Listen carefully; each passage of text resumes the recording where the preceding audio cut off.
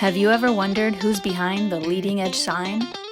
In this series of interviews with leading edge real estate agents, we'll uncover exactly who is behind the sign, what makes them so unique, and how they're staying on top of their real estate game while living their best life.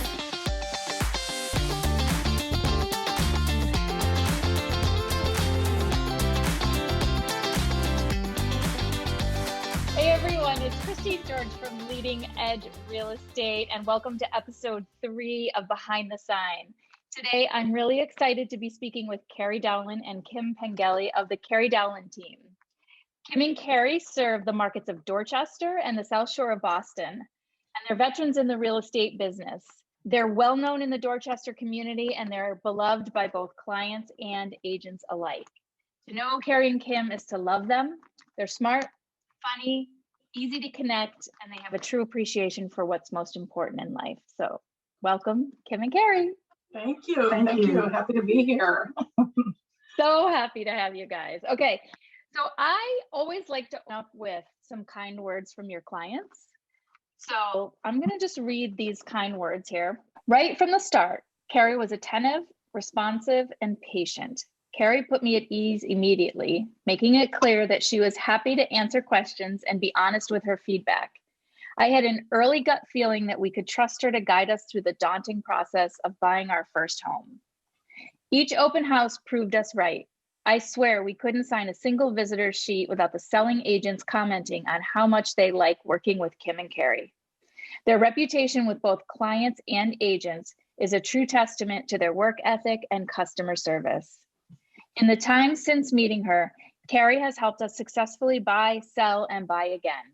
Just this past summer, she masterfully led us through the craziness of selling while trying to buy a new home. It was stressful, but through it all, Kerry was consistent, kind, and patient. We can't recommend her highly enough. That's so sweet. Who was that? You know who that was? You put me on the spot now. Yeah. There were actually like 70 reviews for me to choose from, and so I had to look through quite a few, but that one was pretty amazing. I think it's been a few years ago, but yeah. Oh man, I can't remember. How does it make you feel?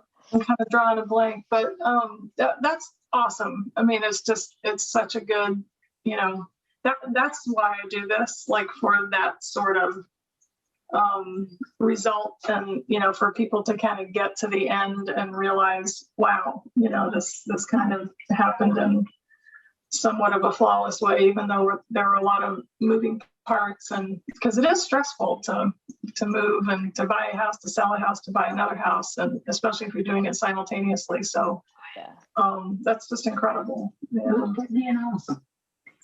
Yes, I think it was. Was it Brittany and Allison?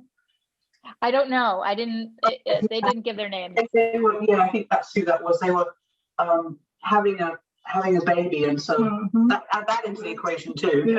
Yeah. That's awesome. That's exactly who that was. Yeah. So I'm going to get right into it. I think based on these words, I think one of the things that I picked out of it was that you were respected by agents as well. And I think it's really rare to find an agent who's loved and respected by your competitors. So what's your secret sauce? How do you get your competitors to love you as much as your clients? I think for me, this business it can be hard enough. And I believe in just being more collaborative. So I think there's plenty of business to go around. I mean, we all get competitive sometimes. I mean, there are definitely times when we're all going for the same listing or a big listing. And sure, I mean, you wouldn't be human if you didn't want it. But I believe in just sharing information, giving my opinion when people ask for it. I've never said no if somebody asks for my advice on, a price or like a scenario or things that they should do to promote a certain property. I'll go with an agent on a listing appointment to try to help them get it. I just think it's kind of like if everybody does better, we all have a better reputation and a better time, in our day-to-day interactions. And And your knowledge, her knowledge is a huge part of it too. I mean, people, she's a resource to people, and she's willing to share her knowledge. And assessors or appraisers, will call up and ask her opinion on somebody else's listing, and she's just throughout the whole industry. She's, Yeah, I mean, I just, it's not about ego so much as just about helping each other be better. So, yeah.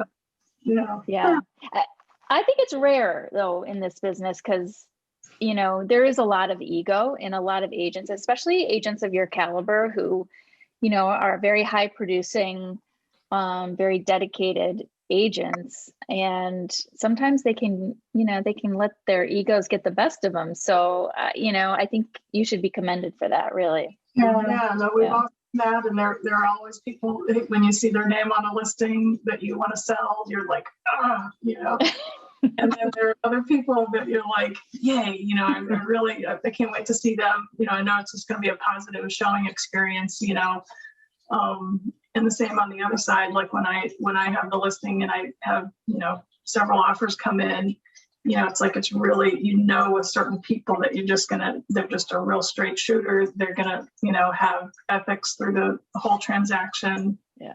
And I think, I'm just lucky enough to have been around a little while and gotten to know so many different brokers and have had that chance to work together a lot of different times. So we know each other, we know what to expect. And I think it helps me on listings. The seller knows that they're going to be really well represented.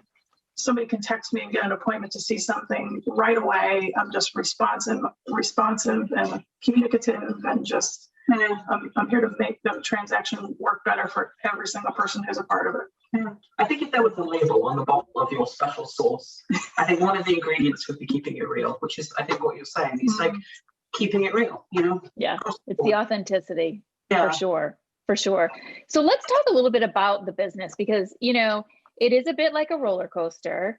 Right now, if you've got any buyers, you're, having a really hard time getting anything accepted, and they're probably really frustrated. So, and this business can be very frustrating. So what is it about the business that gets you up in the morning?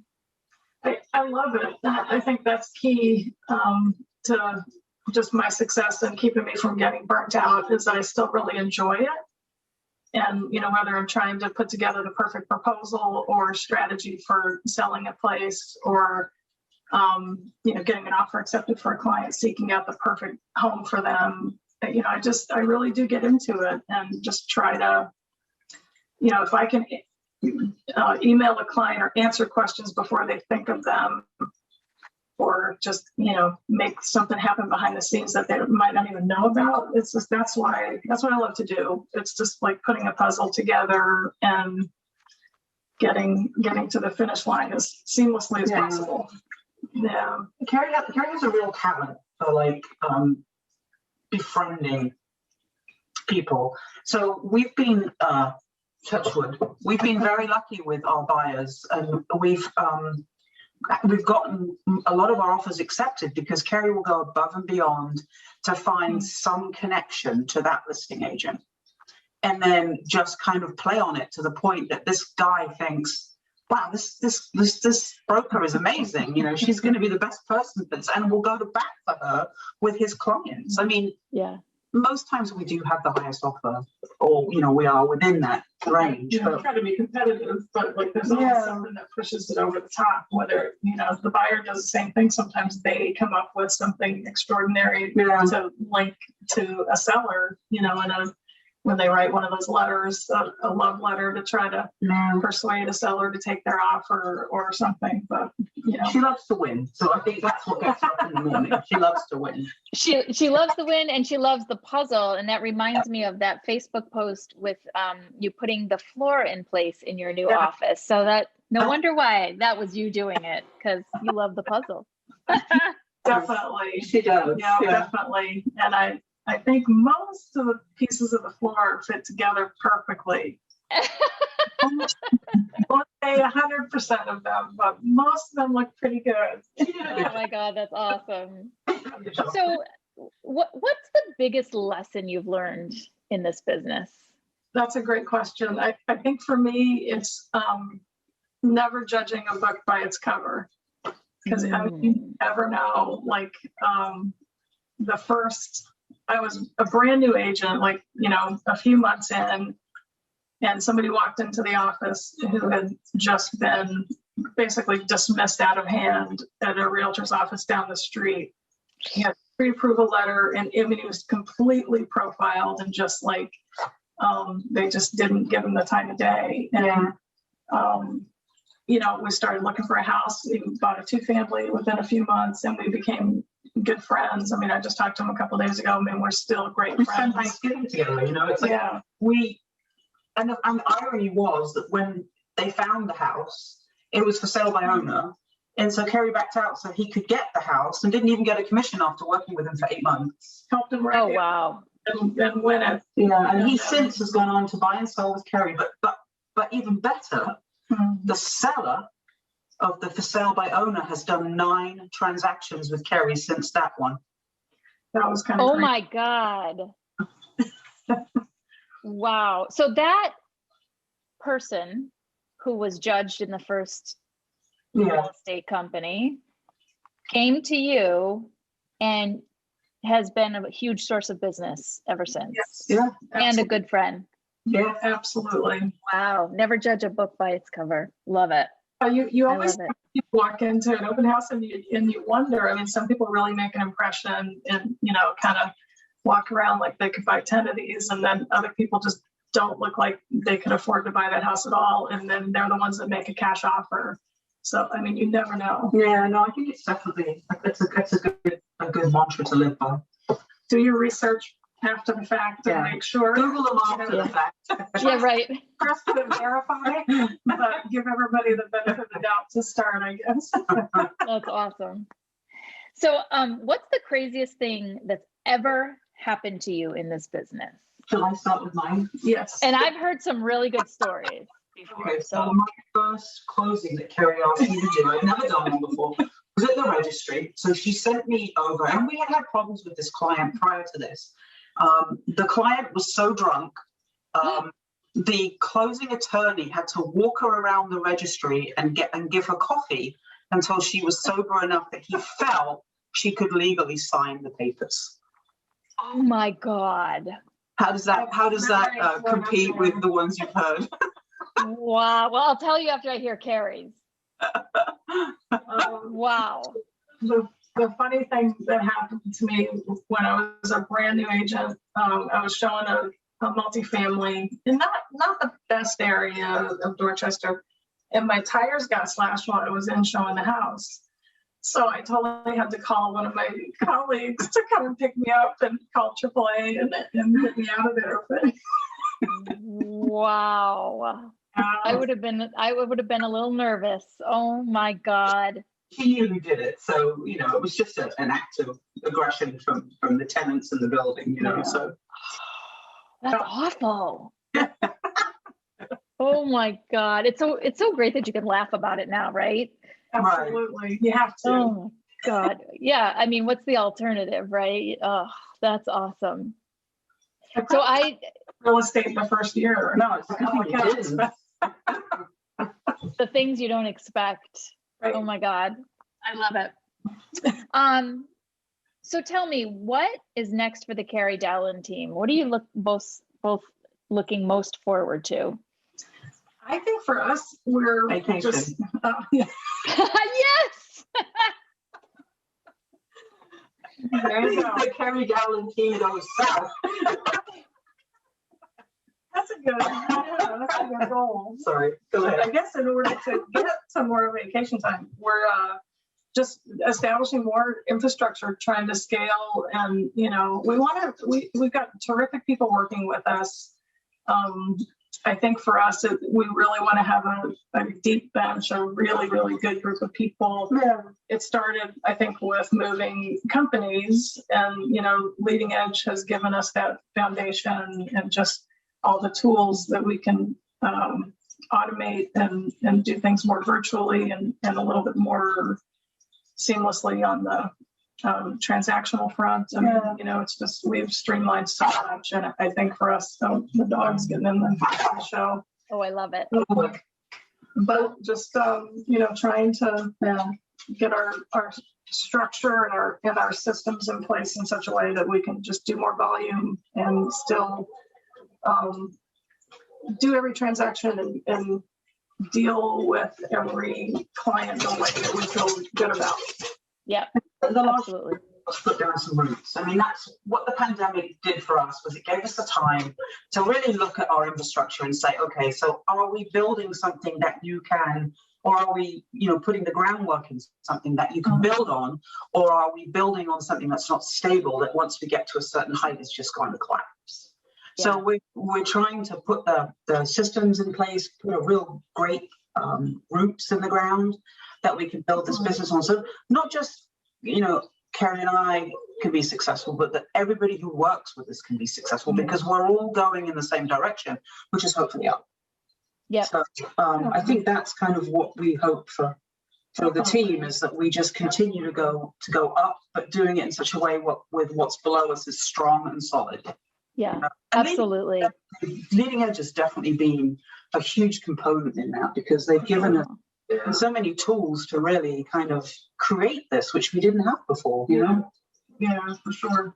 That's awesome. Yeah. Oh my God. And I love to, you know, the scalability and the roots are really important to do what you were saying, Kerry, which is to be able to serve your clients at the highest, continue to serve them at the highest level. Because what you were saying, Kim, it's so true. It's like, you know, if you don't have that infrastructure, then you get to the top and everything falls down, and you know, your clients will ultimately suffer. But what you guys are doing is really setting the stage to be able to do more at the same level.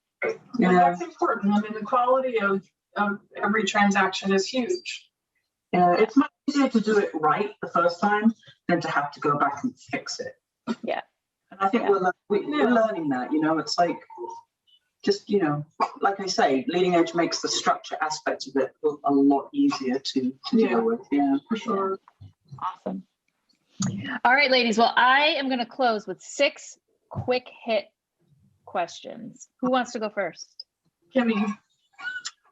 Kimmy's going first. You ready? Okay. If I get up, it's because the dog's barking. Sure, Kim. Sure. All right, I'm going to go one at a time so Kerry doesn't have any time to think about it. All right? Good. All right, Kim, your favorite movie? Oh my gosh, Ghost. Oh, we just saw that the other night. Oh my God, love that movie. I was in love with Demi Moore for years. Oh, for sure. Absolutely. Sorry. It's all good. So what's my favorite movie? I think no, you get a different question. It's not that easy. No. Hers is the favorite movie too. Oh, Princess Bride. Oh my God. What is it with the Princess Bride? Everybody loves the Princess Bride. I don't get it. My other favorite movie is Broadcast News. I love that movie. That's a good one. That's an oldie too. That's an oldie. All right. Kim, salty or sweet? Ooh, both. In the same bowl. Give me a good salted caramel ice cream and I'm happy as can be. Yeah, I don't disagree with that answer. I'm copying her. You're copying her? All right. Kim, the last book you read? Oh, gosh. I love to read. I didn't read one book in the pandemic. Isn't that weird? I don't know what happened. Wow. I know, it was weird.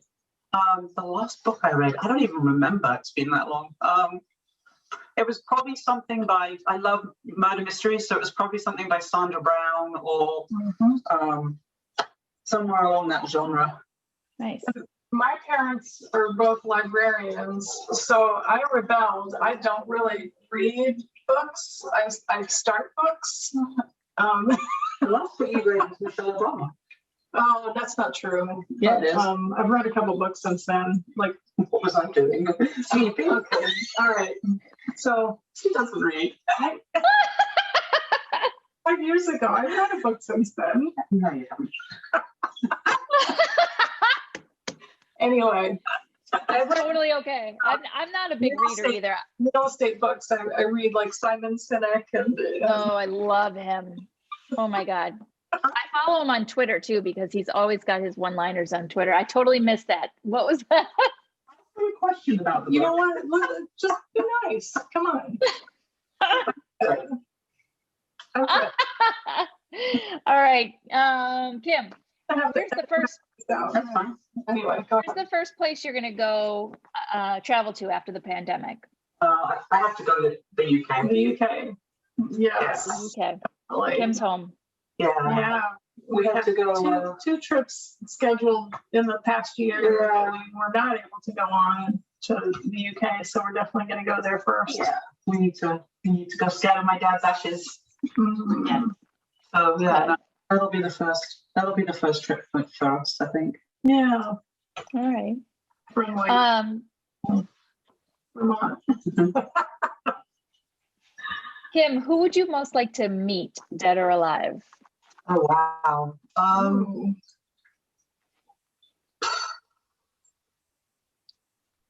Well, I met Julia Child, so that was pretty cool. Yes. Well, and I should mention that you're a chef, so that must have been like It would be mind-blowing. something for the culinary world. I think like I've always loved Daniel Ballou. He's still alive. Wow, that's a tough one. Yeah, I would have to say it would probably be somebody French, and I can't think of anybody off the top of my head. Massimo. Okay. He's Italian. In Italy. In Italy, yeah. I don't know. Let me think about that one. How about you, Kerry? I think for me, it would have to be like Ruth Bader Ginsburg, or Oh yes.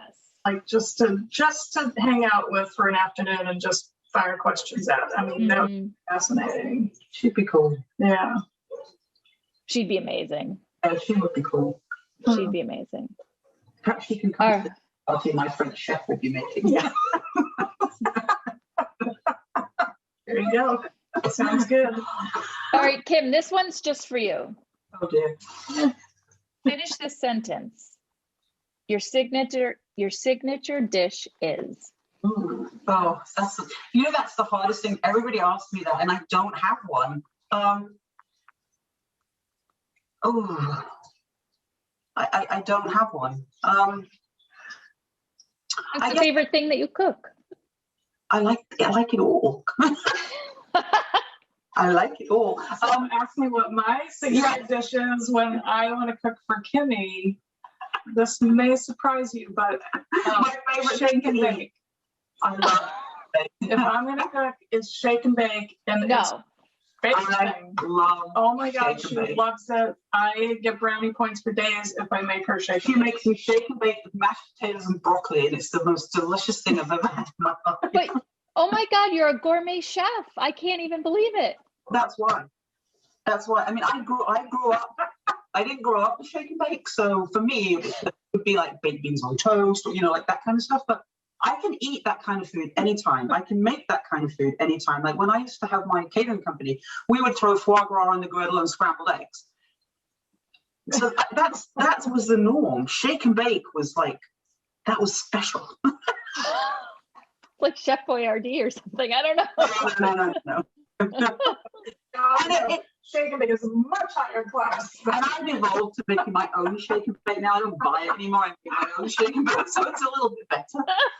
It's just something about it. That's what it is. Oh, that's so funny. Shake and bake. Not pork, none of the other ones, but chicken. It's all about the shake and bake. It is about the shake and bake. All right. We got a sign writer for our sign. It's all about the shake and bake. It's all about the shake and bake. Exactly. I think you should put that on your website. Maybe that's the name of our blog. It's all about the shake and bake. Shake and bake. We'll get lots of people tuning in for it, not knowing what it's Oh my about. God. Exactly. It's interesting. And it could be about anything. So there you go. All right, Kim, what are you most grateful for? Oh, Kerry.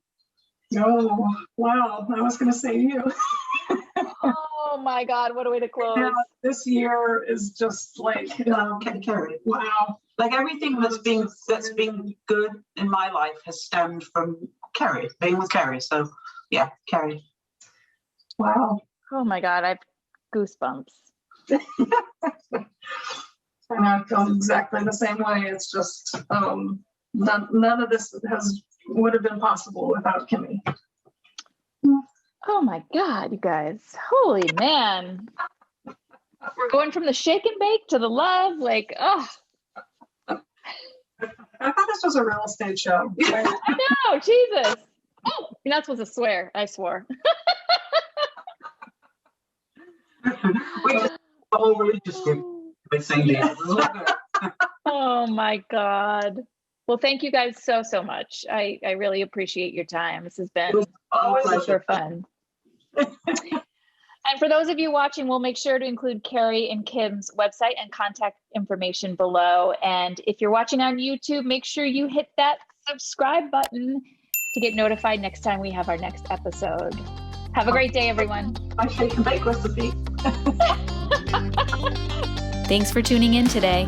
If you enjoyed today's episode, we'd love it if you'd like, comment, and share it. Check us out at leadingedgeagents.com and like us on Facebook, Twitter, Instagram, and LinkedIn.